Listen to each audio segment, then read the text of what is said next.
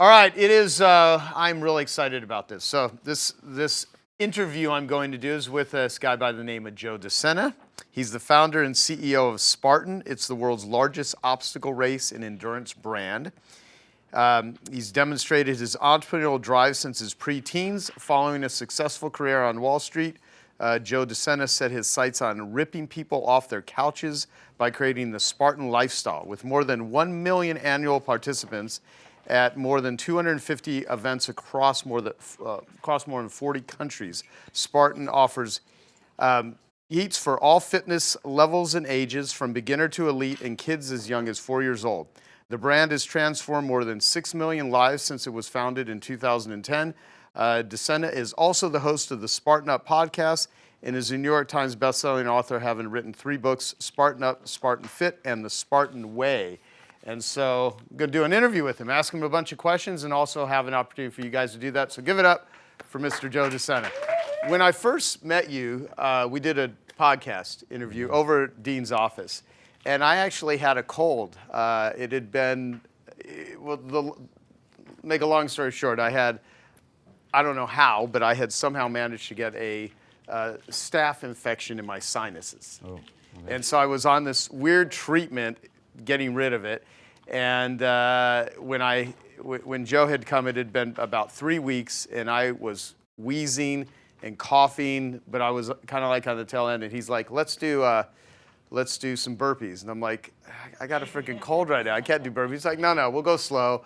And I was like, so anyway, we ended up doing 51 burpees. No, actually, I think it was 60. But I thought I was literally going to die. But something happened when we did that. Is it made me realize that, wow, I am not pushing myself to the levels of where my intensity can go. And so you're a super intense guy.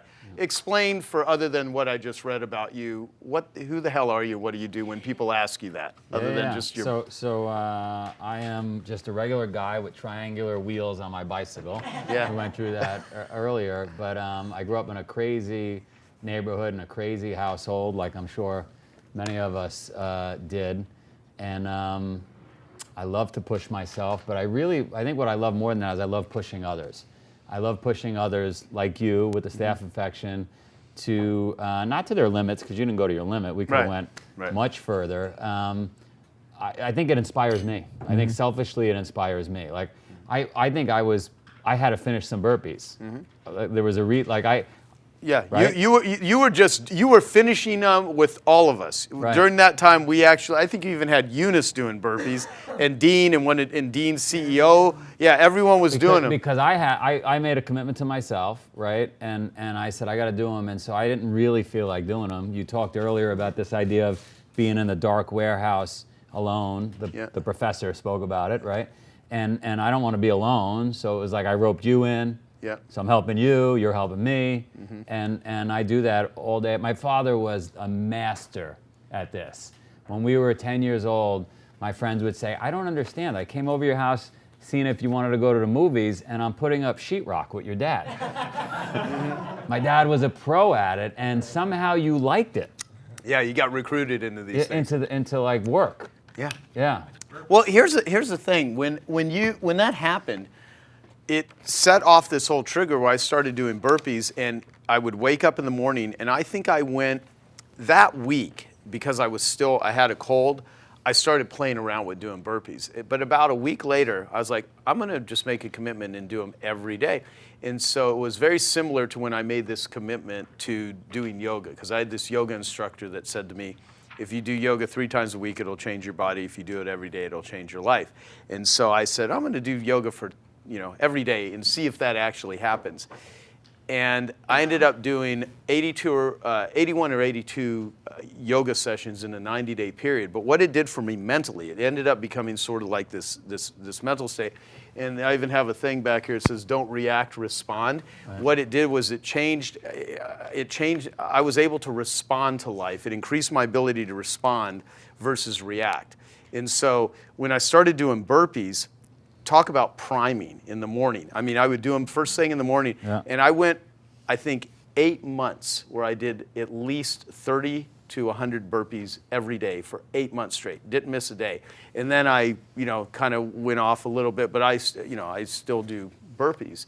And I've gotten probably hundreds of people to start doing burpees as a result of you having me do that sort of thing. So what is a Spartan? What does Spartan do? Let's go down that road a little bit longer because you're all lots of stuff are running through your minds right now. And I guess what we do as a company is we put a date on the calendar for you, because 90% of people that sign up for gyms or buy fitness apps or say they're going to be on a diet, like if everybody showed up to the gym that actually owned the membership, the gym couldn't handle it.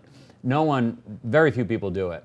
But we're the only company, along with the New York Marathon or somebody like that, actually forces you to do those things. Just like a professor forces you to hand in your paper on Friday, or a wedding date gets a bride and groom to get fit and good looking right before the wedding, right? If you don't have that thing on the calendar, so that's all we do. We're like an accountability partner. Yeah. But I had done a ton of races myself over 25 years, and I kind of knew the psyche of and the brands over the years that came and went, and the sports that came and went, BMX, surfing, et cetera, right? That are now Olympic sports, but they went through some really tough times. And so I said to myself very early on, yeah, we're an accountability partner, right? We're gonna get people to get in shape, but if we're gonna have longevity, it's gotta be a legit sport, right? It's got to maybe be in the Olympics. So I put that out there. It's got to be an Olympic sport. It's got to be authentic, right? I have to actually do the stuff I'm asking other people to do. And by the way, there's a downside to what I just said. The downside is if I was a 5K color run where you have a ton of beer at the finish line, and that's what we'd get more people to come in, but it flames out. It doesn't last. And I know because I did this stuff myself for 25 years. And so we took a very hard line in the sand, and we said, this is what we're going to be and this is what we're going to do. And it sucked because every time I announce an event, I'm going to spend $600,000, whether we have one person or 10,000 people, right? And I'm a maniac, so I didn't just announce one event. I announced an event in Slovakia, one in the UK, one in Montreal, and it's like, fuck. How, right? Because now you got to market. Right. And I didn't know what a USP was, a unique selling proposition, until I saw your book. I didn't know anything, all right? And anyway, I'm going way off the deep end, but this is good. But that's what we do. Okay, I have this question. So you started in business cleaning pools for the mafia in Queens, New York. So how did you go from that into transforming people's lives in like Korea? Let me just put this. Yeah. In 42 other countries. So tell a little bit about that upbringing of what made you this guy that now is literally... So true story. Who saw the movie Goodfellas? Probably everybody saw Goodfellas. So I'm not exaggerating. I grew up ground zero of Goodfellas. The Varios, who the movie is based on, were my neighbors across the street. And we lived right next to Kennedy Airport, so what the movie portrays is very accurate. And my dad had a trucking company. And every morning, it was like Christmas in the garage. There might be a box of leather gloves that didn't make it where it was supposed to go, computers, so that was very real what you see in the movie. But it had some real negative, like lots of people went to jail, lots of people died. My father and mother used to fist fight. My mother had a broken, it was craziness because that's what comes with that. Well, unbeknownst to me, my neighbor is the head of the Bonanno organized crime family. And he has daughters, he only has daughters, and he takes a liking to me. I'm 10 years old. And my parents are going through this fight. My mother finds yoga, 1972, and meditation, and becomes a vegan. And this is like before yoga magazines, before Whole Foods. Maybe in California there was a spot where this was happening, but it was not happening where I was. And so she's like outcast by me, by my father, by everybody. She's a nutcase, right? Crunchy. And and all the guys in there, they're driving Cadillac. Like that's who you want to be. You don't want to do yoga, right? And so they get divorced, and my neighbor sees what's going on, and he says, "Hey, why don't you clean my pool once a week? I'll give you $35," which was like unbelievable. And he teaches me a bunch of lessons, which then leads to the head of the Lucchese's, John Gotti's brother. Like I had 700 customers by the time I graduated college, and they were mostly those guys. So if the FBI wanted to infiltrate, I would have been the perfect. I would have been the perfect guy. Freaking pool guy. Yeah, pool guy. Yeah. But it was awesome. I mean, it was awesome. What have you taken from that experience into your business, and what have you left behind? Because you had to be surrounded in a very interesting world of ethics. So the crazy thing is, which nobody in this room would expect, is I got a lot of great lessons directly from a lot of those husbands and even the wives. The wives were amazing, because in many instances the wives made the husbands think they were in charge. Like they were really good at but really the wife was in charge. Wow. And you could see that, like I could see that, right? Because they let me in their yard. I could walk in their house. I had access. They trusted me implicitly, and a guy named Paul Areola had a long wooden table that I hope to have one day. Like I would take little bits from every family and say, I want that someday. Anyway, he'd sit there and he'd be smoking a cigar, and he said, in life, the best thing you could do is help people. Now, this is a guy who killed people for a living, but I internalized that. Like I'm going to help people, and that was consistent with my mother's message. Joe, my neighbor, said to me, look, if you say you're coming at 8 a.m., you better be here at 7:45. If you say you're going to clean the pool, you better straighten up the yard too, even though I'm not paying you for that, and the shed. You got to go above and beyond, and never ask for money. You'll get paid, but and like that stayed with me for 40 years. Wow. Right? And never. How would you learn these lessons from these guys? Right? Never. Little Vic, they called him Vic Amuso. You can look all these guys up. He said never talk about how much money you don't want to be that tall tree. Right. These are lessons that the gurus like you now are pushing. The mobsters were pushing these. They were the original gangsters and right? Right. Like, and all this stuff. Yeah, Joe's still alive though. Yeah. Yeah. Vic is still alive. Do you still have any contact with any of them? So it's a crazy. This is crazy. Does anybody know? You probably saw the pasta sauce in stores, Rayo's. Yeah. So the story gets crazier. So I'll just go with the story? Oh, yeah. So I build this business. I don't even realize what's going on, but I'm getting a peek into all these lives and these houses and how households are being run. And I'm watching like 12 years take place like in a movie. And kids that get screwed up and go to jail, and other kids that excel and go to college, and families that break up, and guys that have girlfriends on the side, and wives that have boyfriends on the side. And I'm just like Bruce Lee saying, all right, I want that, I don't want that. And I don't even know, I'm internalizing. Mm-hmm. So that's awesome, because it's like a fishbowl. Right? And I certainly don't want what I saw with my parents. I want to have a healthy marriage. And my mother moves me to Ithaca, New York, because it's a town that she hears is going to be open to her lifestyle, the being vegan and yoga and meditation. So my sister and I are kicking and screaming because we don't want to leave our friends. And then I got this business I'm running, so I got to go back and forth on the weekends. And as I don't have a license, right? But anyway, I'm in Ithaca. I'm graduating high school, and a friend of mine, and my grades are terrible. My parents didn't teach us about going to college or studying, or just wasn't on the list of things to do. And I had this business. And so my friend John R. Bell, true story, says, why don't we go to Cornell? Because Cornell is in Ithaca, and there's 3 months to graduate high school. And I'm like, how would we go to college? Like, my grades are terrible. My SAT scores suck. And by the way, I got this business. My dad's a professor. He's going to get us in. Which made perfect sense to me, considering where I come from in the neighborhood. Like, you got a guy, right? We got an in. We pay the guy off, and he's getting us into Cornell. Right. So I got to get a suit. We're gonna go for interviews, and it's in the bag.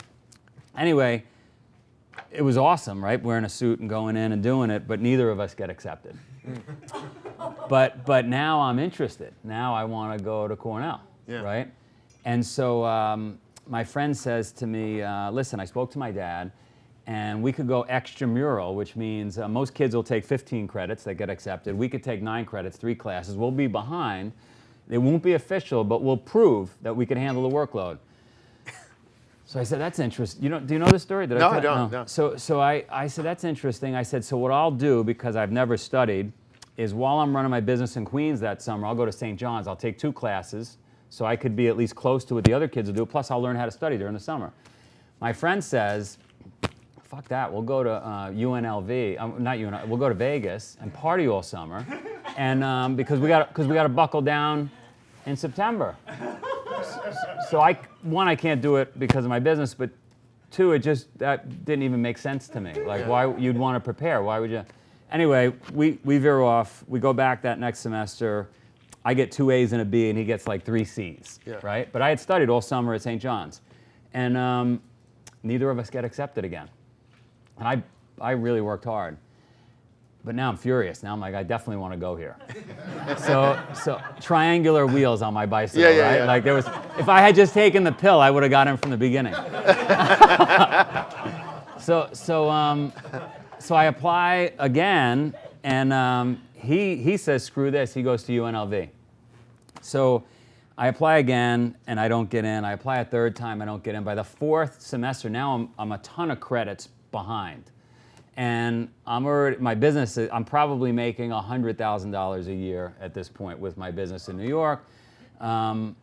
Maybe college isn't for me. I'm going to pack it in. And I tell my mother, and my mother says, you know what? There's a woman I want you to meet that I teach yoga to. And I had never connected my mother with that. Like, she wouldn't have connections like my dad would have or somebody from the neighborhood would have. But I figured out of respect, I'll meet who she wants me to meet, but then I'm leaving for New York. I'm done with school. Anyway, I meet Professor Anita Racine. Cornell University is really unique in that it has a ton of colleges within the university. So you could be a veterinarian, you could study hotel school, you could be an architect. It's massive. And she was running a textile school within Cornell because 100 years earlier, farmers would go to Cornell, and the wives would learn homemaking and things in this School of Human Ecology. Textiles is one of the divisions. Anyway, I sit down with her. I'm brushing it off already. The meeting's going to go nowhere, but I'm doing it for my mom. And she says, listen, I run this department, this textile department. There's 90 women in the class. There's no men. Do you like textiles? I was like, I love textiles. I didn't even know what a textile was, right? And so she got me in, and it was awesome. Wow. And so I don't know where I was going. No, but the spaghetti sauce. Oh, the spaghetti sauce. So I'm graduating now. I got in, and I'm graduating. By the way, and I got to pat myself on the back because it was a big deal for me. Last semester, I had to do like 30 credits to make up to graduate on time, and I made Dean's List, which was like a big deal for somebody that never, right? Wow. So it just goes to show, though, SAT score, it doesn't really matter, right? So anyway, I'm graduating, and I decide to go for broke, and there's the Johnson Graduate School of Management, and there's a program where you could do 1 year, get an MBA. So I'm like, I'm already doing this. Let me see if I can get an MBA on one shot. And so I take a class in the MBA program, and I meet a guy named Al Capucci, who I clicked with right away, Italian guy, right? Because I have all these Italian customers. And he runs $1 billion for the Teamsters. And so we get along right away, right? But he's clean. He doesn't do any of the things that my customers do back in New York. But he says to me, what the hell are you doing? And I'm telling him about my business and how well I'm doing. That's where I'm going to go when I graduate. And he says, you got to go on the other side of the river. You got to go to Manhattan. You got to go to Wall Street. And I didn't really know anything about Wall Street. I knew the '87 crash. I assumed nobody made money there anymore. And I had my business, and I was happy. When I graduated, every month, on the month, he called and said, when are you going to Wall Street? And I would just brush him off. When are you going to Wall Street? And this went on for 4 years. He called me every month. And just took a liking to me and just stayed with me. And 4 years into it, he says one day, if you're not going to listen to me, I want you to buy a stock. And I had never bought a stock. And now I had some savings. And he says, I want you to buy this stock, Syntex. It was a drug company. And that day I was picking up like a $200,000 check from a customer that owed me money. because now we were building houses, we were doing brickwork. So so the customer I'm picking up money from is a pharmacist. So I said to him, hey, my friend just said I should buy this stock, Syntex, and he's like towel drying himself. He just got out of the shower. He said, I can't believe you're bringing that up. He says, I'm buying Syntex today. I'm buying 10,000 shares. Stock was $14 a share. He spent $140,000 in front of me. By Syntex, he sits me down. He says, you're not married. You're making money. Now would be the time to take the risk. Your friend is right. And he hands me the $200,000. He says, I'm going to do you a favor. I'm going to call a broker right now. And he makes me put the whole $200,000 into Syntex that day. Stock gets taken over the next day, right? I make whatever, $100,000. I'm like, I'm going to Wall Street. This is unbelievable. You don't have to do anything, right? I'm burying bodies to make money. So I go to Wall Street. I sell my business to my employees, and I go to Wall Street. And now we get back to the pasta sauce. So there's a restaurant in New York called Rayo's. You couldn't get a table. It might be a little easier to get a table now, but still pretty hard. There's very few tables in the restaurant. It's been around 100 years. Mostly gangsters. You might find the head of the New York Stock Exchange at that time, Dick Grasso, the head of General Electric, Jack Welch, Billy Crystal, Denzel Washington. Like, it was pretty unbelievable if you can get into the place. My neighbor, the head of the Banana Organized, had a table Wednesday night, obviously, right? And so he now goes to jail. So the wife, who I was friendly with, says, hey, do you want the table on Wednesday nights? So that made my whole life. Wow. So Wow. You know, it was awesome that I got into Cornell. It was unbelievable that I got to Wall Street, but it was the table that made my whole life. So yeah. So I don't know what the lesson is there. Find the best restaurant in your neighborhood and get a table. I don't. That's really because there was not a person on Wall Street that I couldn't get to by just saying, hey, Wednesday night, 7 o'clock. Do you want to? So how long did that last? On and off, 8 years. And did you sell it? Give it up? How does that work? No. It eventually Giuliani broke up organized crime and everything got messy. But I had it for a long enough period of time that it worked. Did you have to pay for that, or was it just granted to you? In the beginning, it was just granted, but then it became something I had to pay for on a week. So you would pay, towards the end, you'd pay $5,000 just to have the reservation, and then pay for dinner on top of that. Yeah. So part of it, in terms of getting access, I think the ability to get access to things has a lot to do with where your life goes and how you do stuff. So let me talk about the business. And the question here is. A lot of people in business talk about changing the world and making an impact, and very few people actually do it. And so you often say you want to change 100 million lives. And so are you really doing that? I mean, that's the goal. It's obviously a stretch goal. We have doled out hundreds of millions of burpees to people, right? And so if you measure a change in somebody's life like I do, which is getting you to do those burpees, and then you tell 10 friends. Oh yeah, I've influenced a lot of hundreds of people. Yeah. Right, and it's not just burpees. It might be going for a run. It might be carrying a kettlebell, although no one's picking that up as a pastime. It's not going viral like the burpees did.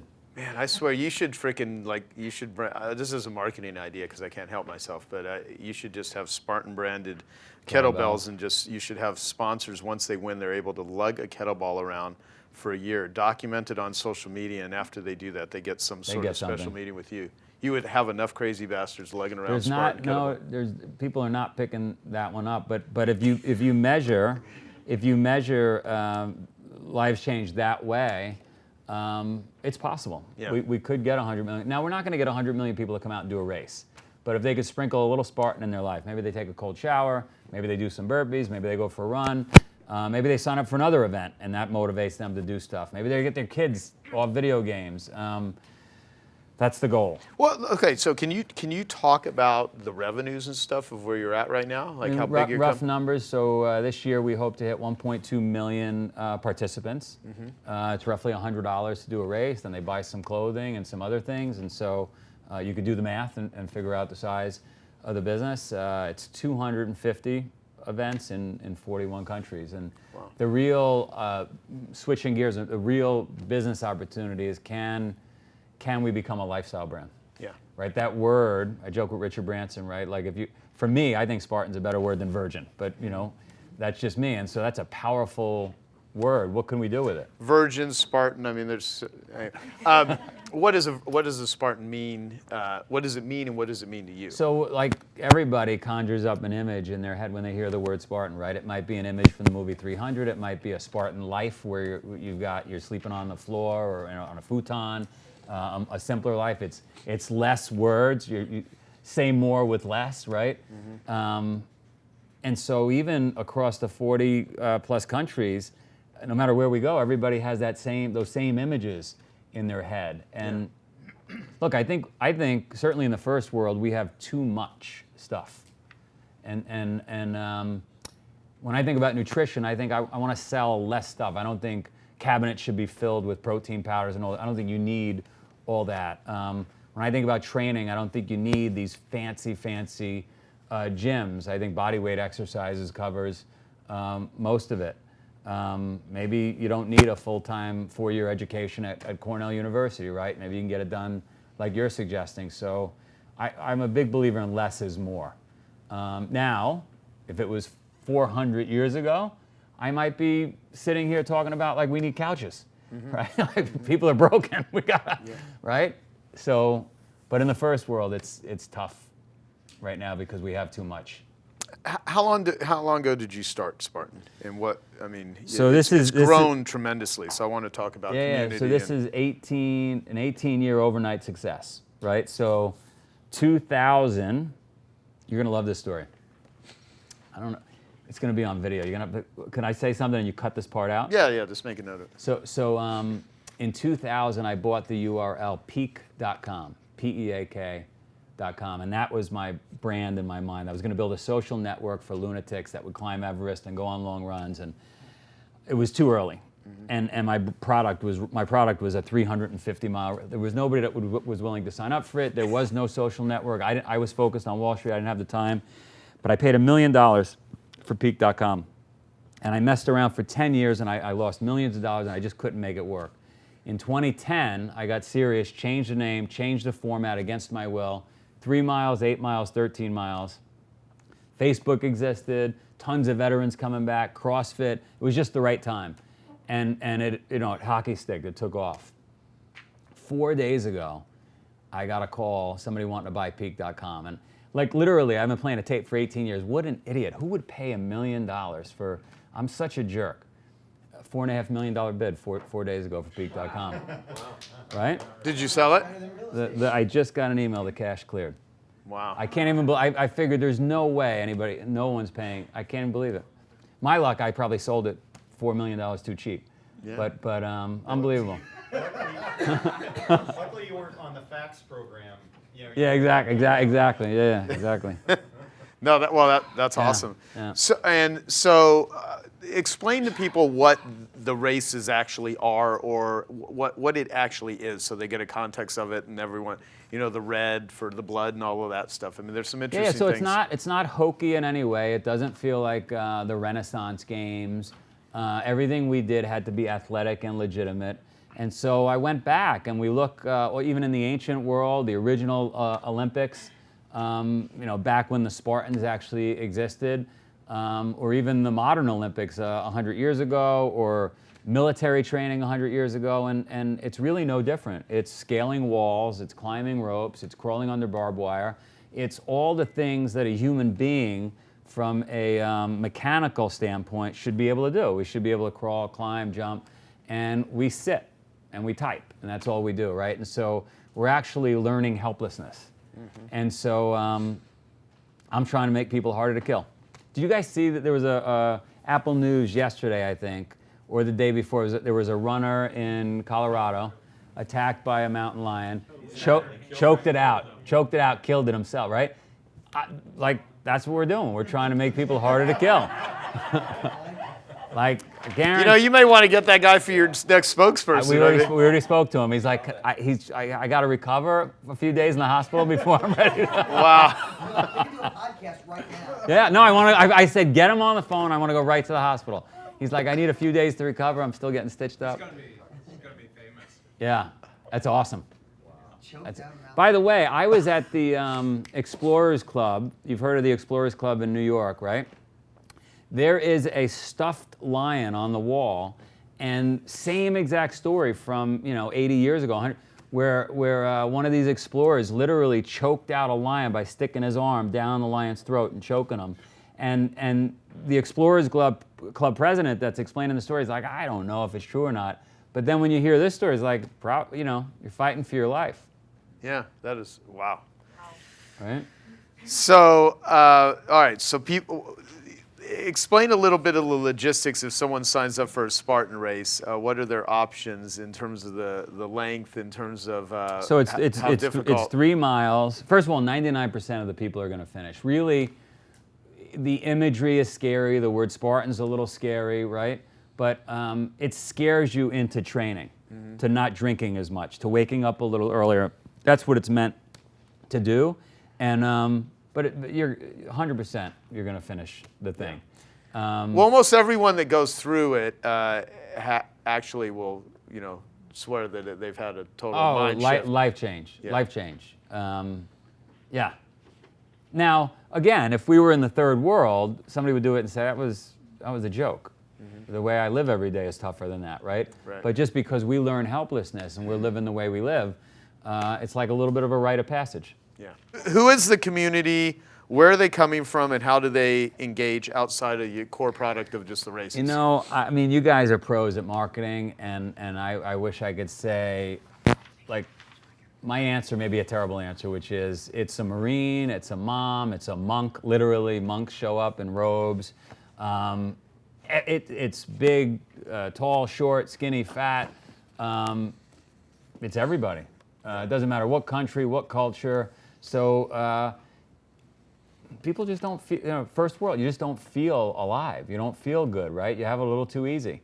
And so a friend signs up, and then a friend gets 8 buddies to come out, and it's a 6 million person community, and they get tattoos, and they feel like they're part of this tribe, this Spartan tribe, and there's nothing negative about the brand. It's just a positive brand. And if you went into a restaurant, you'd see right away who the Spartans were. And once you've suffered through this, like, you don't, like, you cut me off, that's all you got? Like, I'm not running through barbed wire right now, like, who, right?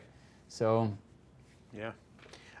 So, it's interesting, like, we had talked about this before. So you have like an economy within Spartan that, with some good marketing on this, just because we have a room full of marketers, how much water is consumed during a Spartan race? I mean, and where does it come from? Do you have a water sponsor? No, it's ridiculous. So the problem is, this is going to sound crazy, but I would welcome. I am help agnostic. Anybody can give us help. The problem is, even the big companies, even a Reebok, who was our sponsor for a while, they're not big enough to handle us, because that sounds crazy, but like, for them to execute in 40 plus countries, it's just too much of a nightmare for those employees to figure it out, right? Look at Cliff Bar. Cliff Bar came on as a partner of ours. They branded 100 million bars for us. 100, who could do that? They do 800 million in sales. Right?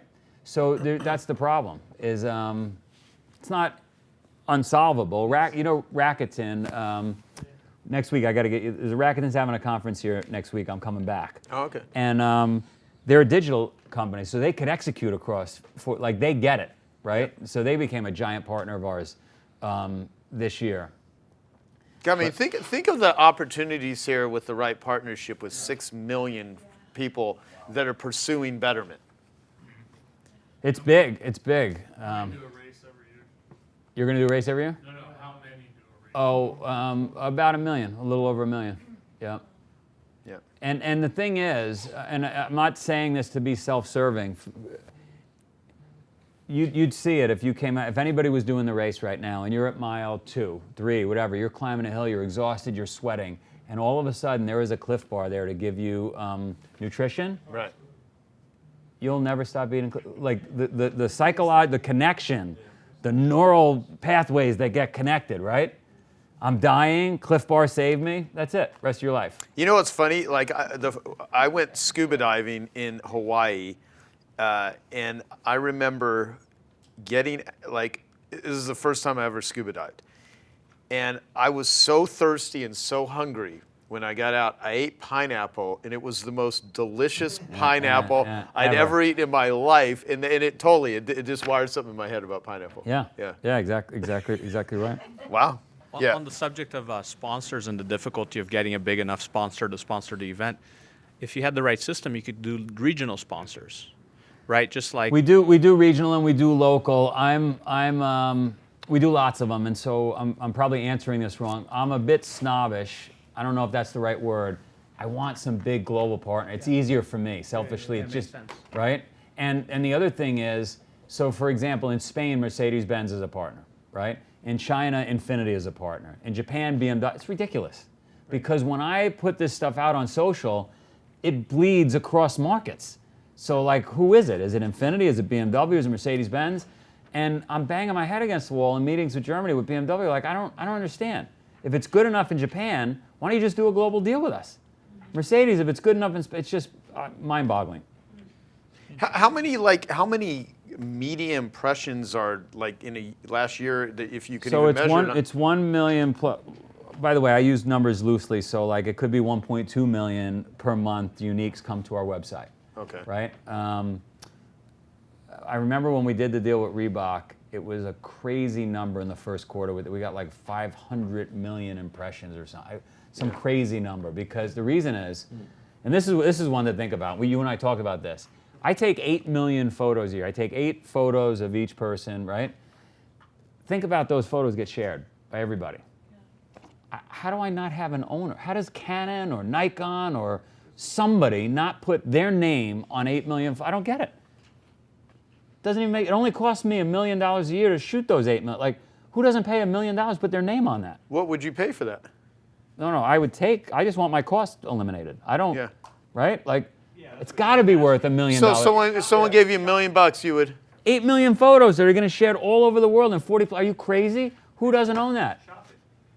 Yeah. Yeah. We should come up with some. Headbands. I put 1.2 million headbands on people that get seen in all those. Like, anyway, it's just craziness. Don't use a sponsor, just private label, make them yourself. Well, I do. I mean, right now they say Spartan, right? And those photos say Spartan, but I want to eliminate the cost. No, I get that, right? Yeah.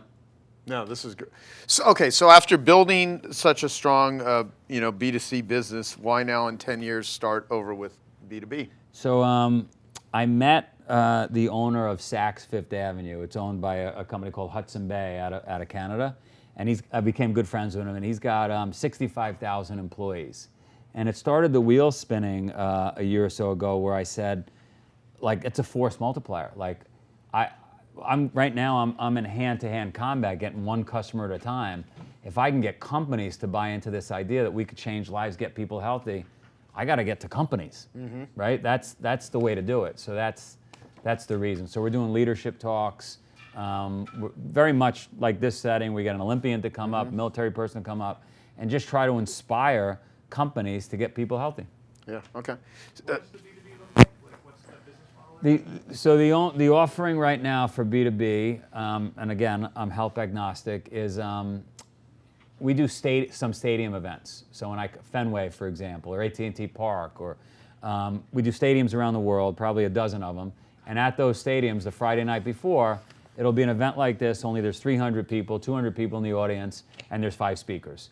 And we're talking just like this, and we're inspiring folks, and then hopefully they go back to their organization and inspire the organization to come out and race. And the organization pays for that event? Is that how that works? And I give it to them for nothing, or they pay, like, You make money then. well, so I already have a big event, a $600,000 event that going on. This is just the Friday night before. So really, I just want to get the corporate leaders out, do some team building, and show them how to get healthy. Got it, yeah. This is just another way to raise awareness for the Spartan race event that's going on. And hopefully pierce that corporate veil, get in there, and have it go like wildfire within the organization. Yeah. Think of the potential for like an LMS or something. No, yeah. learning management system training within the organization. Well, Yeah. that's why I was asking, because, Yeah. I mean, our CEO here comes from the corporate world, like billion-dollar companies, right? We've worked with corporations. They'll pay you money for this, significantly large sums of money, and they'll consume your training, and they'll do exactly what you're doing right now, but they'll pay you a lot. Yeah. Yeah, maybe we should they talk will. about it. Yeah, we should talk about that. Yeah. Yeah. Yeah, there you go. All right, so you've talked about OCR, obstacle course racing, Yep. becoming an Olympic sport. Is that going to happen in your mind, and why are you pushing for this? So again, it was really important that we get legitimacy. We're trying to create a sport from scratch. And when I was a kid, I used to race BMX, and BMX came and went, and snowboarding came, was popular and died off a little bit. And so I said, if we could make this an Olympic sport, it's going to have staying power. And so you need to have governing bodies in 42 countries. Anyway, worked on that whole thing. It's probably a decade away. Gotcha. If you were to get in a physical fight with like the cross trainer folks, do you think you could take them? CrossFit people. Did I say cross trainer, CrossFit people? CrossFit folks. I think the CrossFit folks would kick my ass like in a little combat in this room. Mm-hmm. But if we had to go on a run, I would kick their ass. Gotcha. And so like, not that I'm fast, but our... But you're lugging bricks and shit around while you're... Yeah. And when I say me or them, I mean that audience versus our audience. Our audience, and you'll see it in a documentary we have coming out, our audience is running 5-minute miles, our elite audience is running 5-minute miles and sub 5-minute miles after lifting an 80-pound sandbag, right? Climbing over walls, crawling on the barbed wire for 2.5 hours. Yeah. A CrossFitter is competing for 12 minutes. Right? And so we tested our athletes versus Olympic runners, cross-country skiers, you name it. Our athletes surpass everybody on VO2 max testing and overall strength. They're not great at anything, but they're really good at everything. Yeah. Wow, that's cool. Yeah. So we'll take a couple questions if you guys want. We only got a few more minutes left, but I want to ask you what's next for Spartan, and how much longer do you plan to run the company? I mean, are you gonna?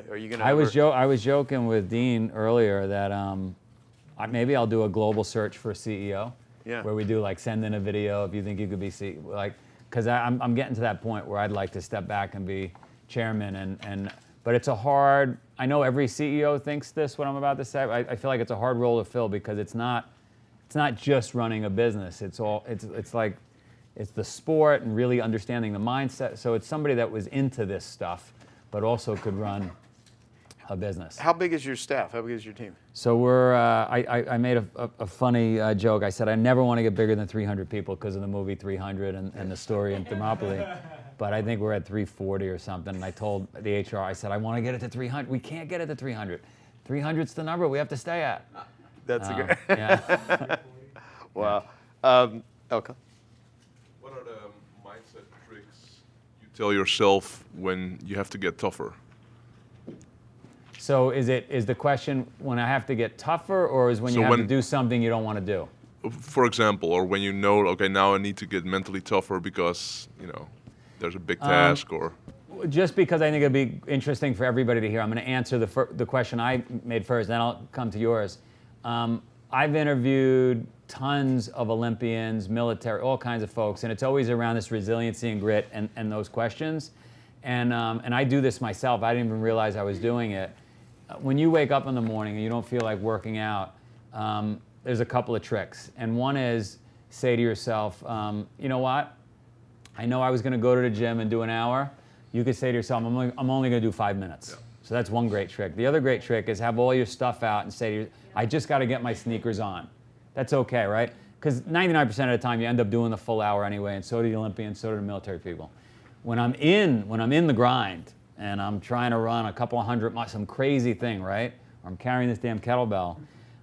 For me personally, everybody's got their own little word or phrase. For me personally, I remember Muhammad Ali with Will Smith plays him in the movie, and he is saying, "I'm willing to die," like to his opponent. He's saying to himself. And I don't know. That's the sentence that you're not no I'll take it to the end, like I secretly wish I was wrestling that tiger, that lion that we read about. Like, I don't know, I have a issue that we got to work on. Have you ever gone to therapy? I'm here now with you. I mean, I often wonder, like, you know, do you know you're crazy? So I don't think I'm crazy. I think the rest of the world, and I don't say that jokingly. No, and I'm saying it actually kind of jokingly. Do you know Yeah. you're crazy? Because what does that actually mean? I know, but I'm Yeah, sort of saying it. I'm more saying like you're an intense guy. You're not the average person. But Yeah, you know, to you that's your normal. It's just, yeah, like I feel like we're all like watering down the human race with every passing generation. And I don't say this in a negative way at all, but like as parents, because I'm a parent, and I'm a tough parent, and even me, I want to like coddle my kids and be a safety net, and I have to like fight that instinct to make them tougher, right? Do you still have that guy coming in the morning? And I still have a guy. It's a woman now, a German woman. Years ago, you ever see Kill Bill with Uma Thurman? Oh, yeah. I always had this dream where she was trained by I forget the actor's name, and I always had this dream. Wouldn't it be cool if I was trained? Keith Harrington, David. Carey of Kung Fu. Yeah, like if I was trained by somebody like that growing up. So I said to my wife, what if we got a kung fu master from China to come live with us and wake the kids up every morning at 5:30? And she said, okay. So we had somebody living with us for years. And then I'd go on forever down the rabbit hole. But yes, there's always somebody in the house every morning waking the kids up, working out. Yeah. So now it's a German woman. It's a German woman now because we just moved to Boston, and she's tough. She was a judo pro, and I don't know what'll happen with the kids. I never parented before, but they train every day. Screw up your own kids. Whose kids can you screw up? Exactly. Yeah. That's funny. Yeah. Yeah, we'll wrap in a couple minutes. So tell me about the kids thing and the person staying at home, because I have a tough time waking up sometimes the kids early in the morning. So I love this idea. So I'll answer that question this way. So we just lived overseas for 3 years, and in each place we moved to, I would find somebody like you or anybody in this room, that would quickly be excited about Joe that moved to town from Spartan. Oh, and he trains his kids every morning with some trainer, right? And then they would all come. Like all of a sudden, parents started coming over to my house at 5:30 in the morning with their kids. And it would go on for like a week and a half, and then they'd fizzle out. And then the parents would invariably say to me, by the way, this is in Japan, Singapore, and Vancouver, so it wasn't unique to a culture. And it happened in America too, and it happens today. They come for a week or two, and then they tap out. And invariably, every parent says to me, oh, well, I want the kid to make their own decision. And I don't know if I'm right or wrong. We'll find out in 20 years, right, when the kid's hopefully not in therapy. But kid can't make a decision at that age. So when you asked me, how do you get the kid up? I fucking rip him out of bed. That's how I get him up. Yeah. There's no discussion. You can't think. I'm waking you up. I'm the dad. I pay your bills. Get out of bed. When you're 18, you get to make decisions. How do you hire the person who can come and do it? Oh, I find somebody in 10 minutes. Any city, anywhere in the world, you find somebody. I pay, $100 a day, right? And they're enamored because there's nobody else on the planet that does this. So they love coming over and training the kids. And it's best, I learned very quickly with the Kung Fu master, if I'm not there. I need to go do my training somewhere else. They'll listen to the outside person. They're not going to listen to me. And I will say That's this, amazing. and I don't mean to sound strange when I say it. I only am saying it so you understand the positive power of what I'm doing, if you consider this positive.